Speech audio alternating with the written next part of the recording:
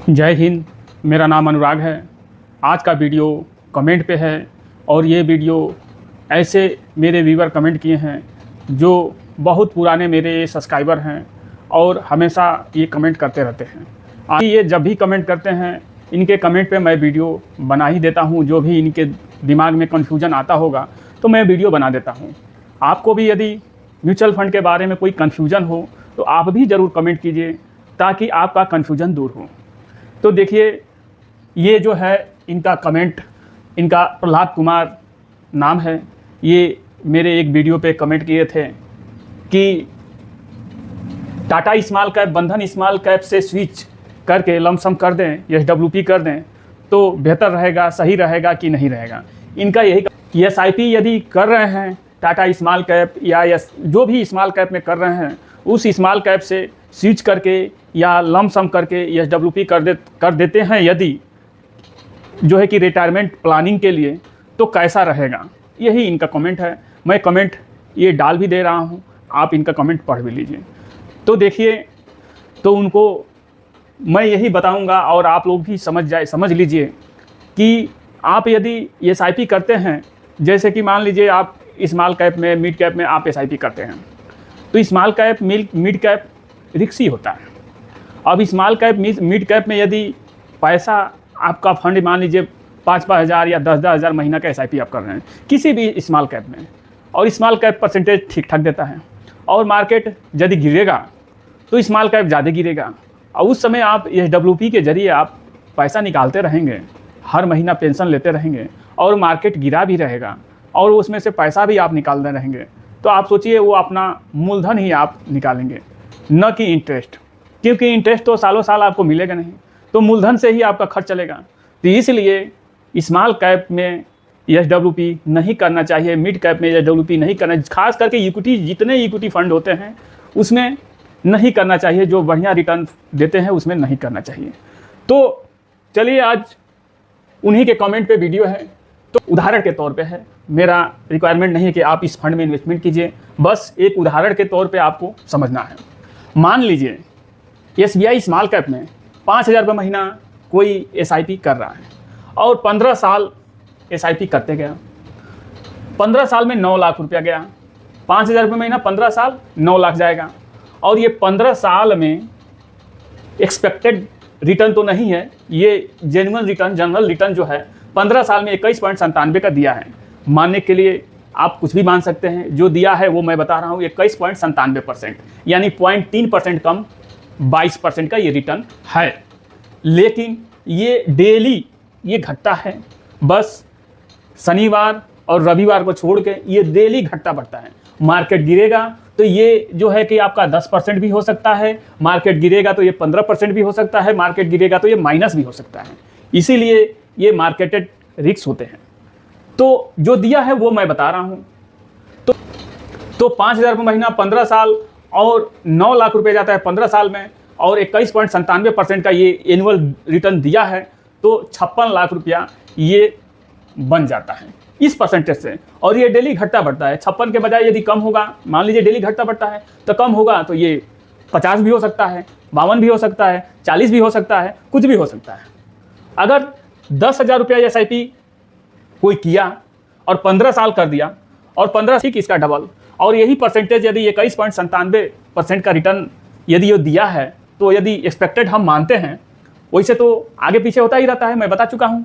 तो 1 करोड़ जो है कि 12 लाख रुपया, यानी ठीक इसके डबल 1 करोड़ 12 लाख रुपया हो जाता है। अब आपको पेंशन तो इससे भी आप ले सकते हैं, एसडब्ल्यूपी इसमें भी आप कर सकते हैं, कोई रोकने वाला नहीं है। लेकिन मान लीजिए ये आपका 2024 और 25 में आप देख चुके हैं कि 9-10 महीना मार्केट गिरा रहा। अब इस समय मार्केट जब आपका गिरा रहा, यानी उस समय आपको परसेंटेज कुछ नहीं मिलेगा, लेकिन जो आप पेंशन लेंगे वो अपने मूलधन में से पेंशन लेंगे। तो जब आप स्विच करेंगे तो स्विच किस तरीका से करना चाहिए, किस फंड में करना चाहिए, वो मैं बताऊंगा।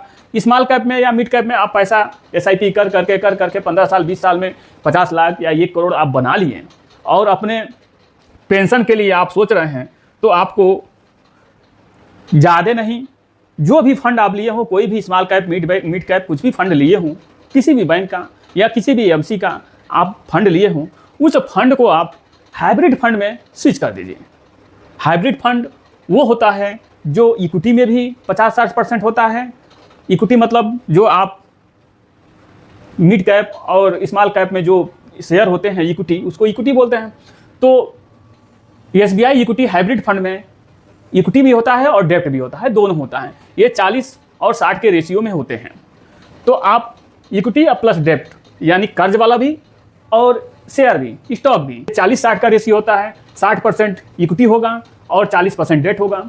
तो इस तरीक़ा से यदि मार्केट गिरता भी है तो इसमें क्या होता है कि 40% में गोल्ड हो गया या कोई सिल्वर हो गया या कोई भी डेट फंड जो कंपनी पैसा ले लेती है, जो हम लोग पैसा डेट में डालते हैं, डेप्ट में, वो पैसा कोई कंपनी बन रही है, उस कंपनी के पास तो पैसा है नहीं, तो वो आपसे कर्ज लेगा। तो आपसे कर्ज लेने नहीं जाएगा, आप उस फंड में डालेंगे, उस फंड से वो कर्ज लेगा। जब वो कर्ज लेगा तो 8-9% तो देगा ही देगा। तो 8-9% जो भी ब्याज वो देता हो उसको डेप्ट फंड बोलते हैं, यानी कर्ज वाला वो फंड। तो ये कर्ज वाला हो जाए। अब सोचिए यदि मार्केट गिर रहा है, यदि सोना में कुछ इन्वेस्टमेंट है तो सोना बढ़ेगा, मार्केट गिरता है सोना बढ़ता है, और स्टॉक घटता है, वैसा ही सिल्वर भी बढ़ता है और स्टॉक घटेगा। तो इसी तरीक़ा से ये बैलेंस बना देता है। तो अधिकतर यही करना चाहिए कि स्मॉल कैप और मिड कैप में एसडब्ल्यूपी नहीं करना चाहिए।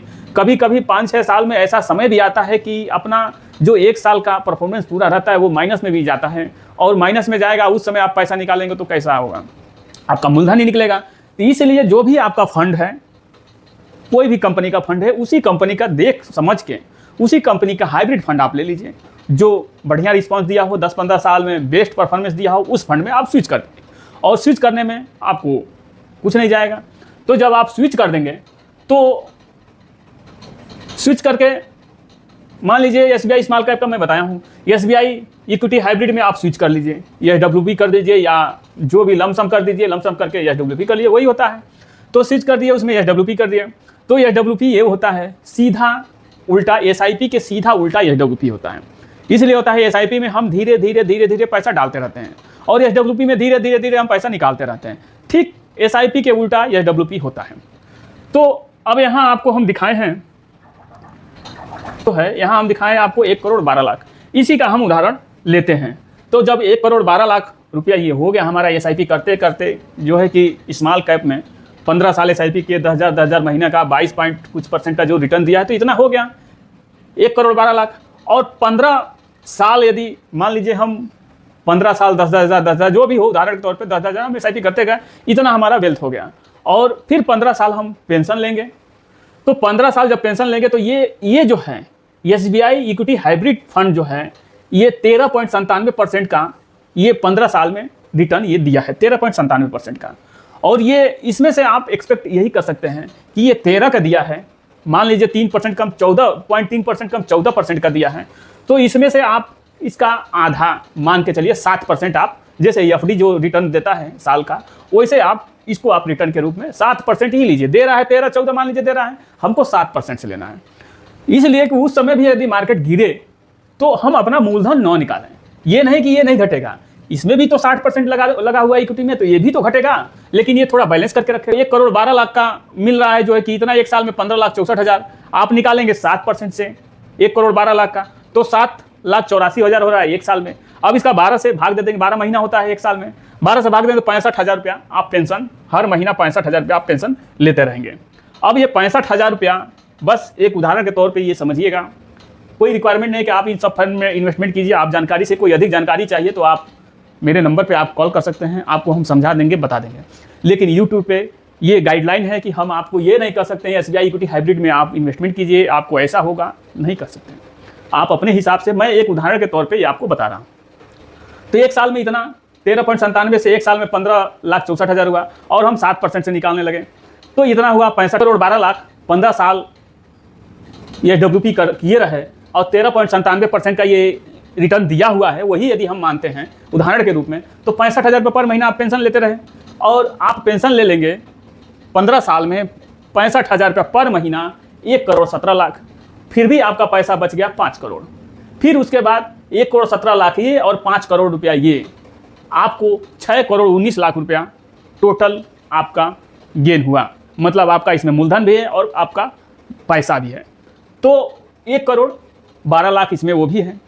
अब आप इस तरीक़ा से SWP अपने हिसाब से आप कर सकते हैं। एक उदाहरण के तौर पे हमने आपको समझाया है। अगर वीडियो मेरा आप लोगों को अच्छा लगा हो तो आप ज़रूर सब्सक्राइब कीजिएगा और कमेंट ज़रूर कीजिए। जो भी आपके समझ में न आता हो, जो भी आपको समझ में न आता हो तो आप कमेंट ज़रूर कीजिए। आप कमेंट करेंगे तो जो भी आपके दिमाग में कुछ उठता होगा वो ज़रूर आपका दूर होगा। तो हर कमेंट हम पढ़ते हैं। वीडियो यदि हमारा आपको अच्छा लगा हो, यदि आप SIP करते रहें और आप दिमाग में सोचते हैं कि चलिए 10 साल बाद या 5 साल बाद हम SWP करेंगे, लेकिन करेंगे कैसे? ऐसे जगह पे हम फंस जाएंगे तो निकालेगा कौन?